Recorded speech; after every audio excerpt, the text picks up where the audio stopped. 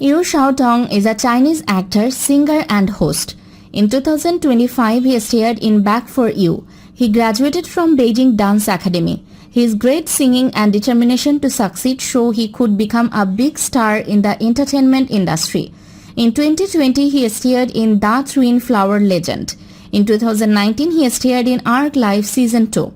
Being passionate about his work and always wanted to carve a niche for himself in life was the spark that ignited him to pursue his dreams and passion.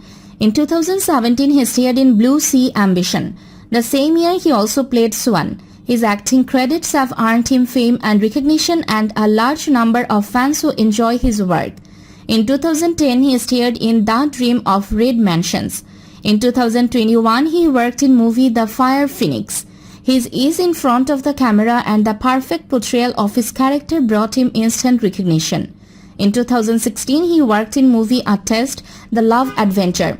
The same year, he also played the Knight 8 Immortals in school.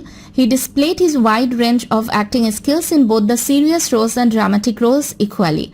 In 2023, he worked in TV show Natural High. In 2021, he worked in TV show Welcome Buddies.